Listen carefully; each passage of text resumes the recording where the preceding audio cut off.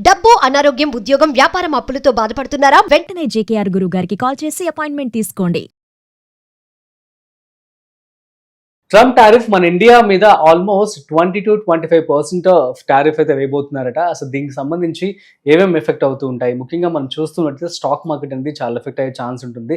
So దీనికి సంబంధించి ఈ స్పెక్యులేషన్స్ అనేవి ఏవేవి ఎలా ఉన్నాయి ఇవంతా కూడా మనతో చెప్పడానికి ఇవాళ మనతో Hyderabad angels director at the same time business analyst Ratnakar Samavedam garu ఉన్నారు. సో వారి మాటల్లో అడిగి తెలుసుకుందాం. హాయ్, హలో, నమస్తే, welcome to business buzz with Rajeev Pasupuleti on Suman TV.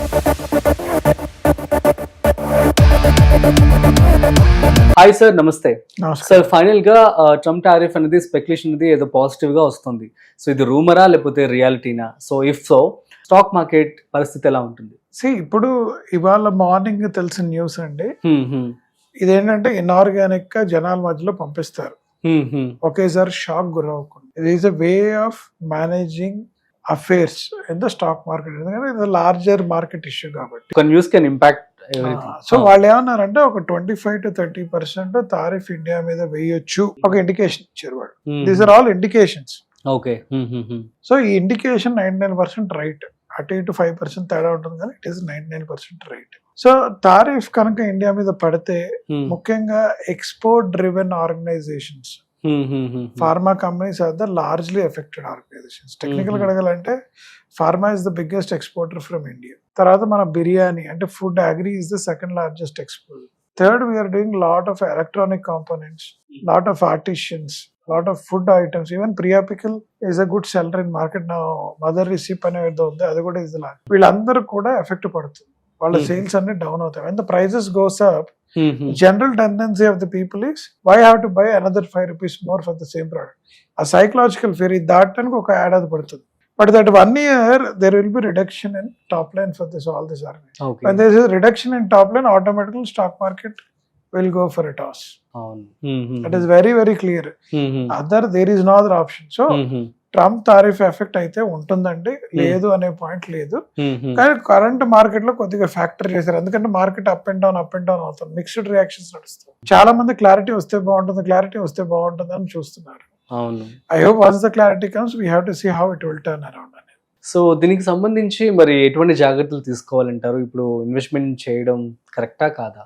Again, we as an analyst చేస్తున్నాం అంటే we are asking you to hold for another 1 week. Today we are sitting on July 30th. ఇంకో 2 days, August 1st declare చేస్తా అన్నాడు. దాని తర్వాత ఒక 2 days దాని impact ఉంటుంది. ఆ 1 week మీరు హోల్డ్ చేయండి. అసలు ఏం జరుగుతుంది market, let us wait and watch. దాని తర్వాత direction will be very clear. Okay sir, జూలైలో స్టాక్ మార్కెట్ ఎలా ఉంది ఏంటి? July is a mixed bag and it is not so great. It is not went up, not went down. Technical specification 25,250 Nifty, 24,800 మధ్యలో కొట్టుకుంటుంది. The reason is it is neither high neither low.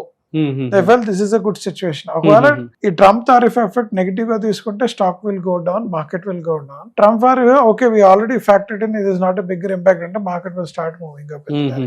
But July is very very mixed bag and very normal, very standard. ఏ sectors perform చేశాయి and ఏవేవి stable గా ఉన్నాయి? జులైలో pharma has done well. Initial అందరికి భయం వేసేది టారిఫ్ పడుతుందని, but that's the reason pharma has done well.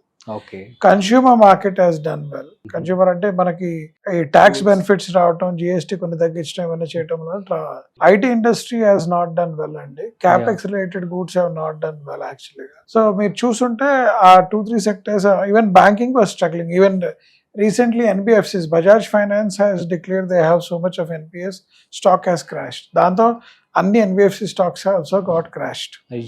That's what has happened.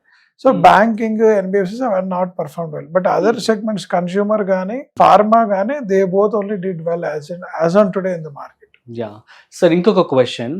Actually US and India రెండు కూడా ఫ్రెండ్లీ కంట్రీస్ అని చెప్పి అనేవారు. సో మరి ఇండియాకి ఎక్సెప్షన్ ఉంటుంది అని చెప్పి చాలా మంది కూడా అనుకున్నాం ఇనిషియల్ డేస్ లో. సో సడన్ గా ఏంటి న్యూస్ టారిఫ్ అనేది? యాజ్ ఎ సెడ్ అండి, ఇప్పుడు మన ఇళ్ళలోనే ఉన్నాం.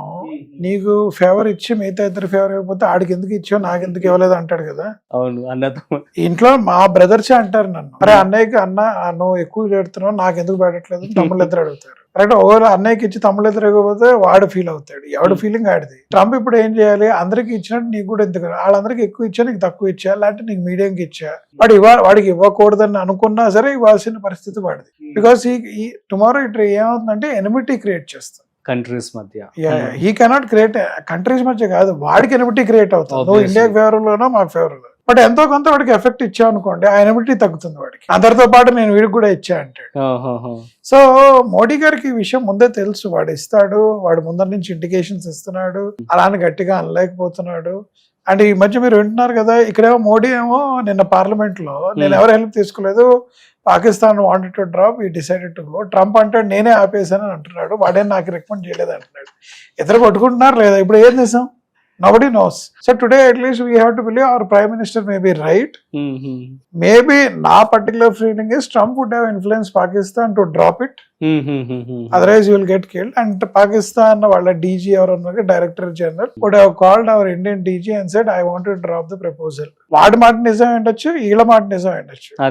సిచ్యువేషన్ ఒకటి, ట్రంప్ పాకిస్తాన్ ఆపడం వల్ల ఇండియా ఆటోమేటిక్ ఆగిపోయింది. మీరు ఎప్పుడైనా చూడండి, Indian government, Indian philosophy is వేరే వాడు వచ్చి బాంబు వేస్తే మన వాడు బాంబు వేస్తాడు, వాడు బాంబు వేయటం ఆపేస్తే మనం కూడా బాంబు వేయటం ఆపేస్తాం.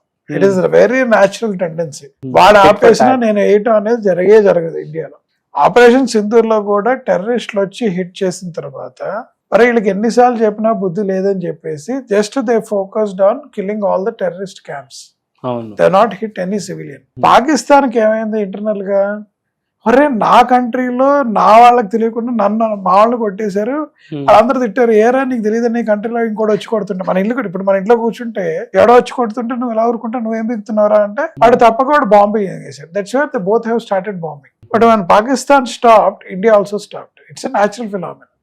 India will never do war. గుర్తుపెట్టుకోండి ఎప్పుడైనా సరే, ఎవడో వాడు బాంబు వేస్తే నేను వేస్తాను, లేకపోతే నేను వేయనే అంటాడు వాడు. That is the philosophy. So now this ఏంటంటే చాలా మంది అర్థం చేసుకోవాల్సింది, Trump would have influence Pakistan to stop the war. Pakistan would have told us we are stopping the war. Immediately Trump knows that India with the psychology they will also not bomb. He went and declared an international community, I have stopped the war, I should get the peace award.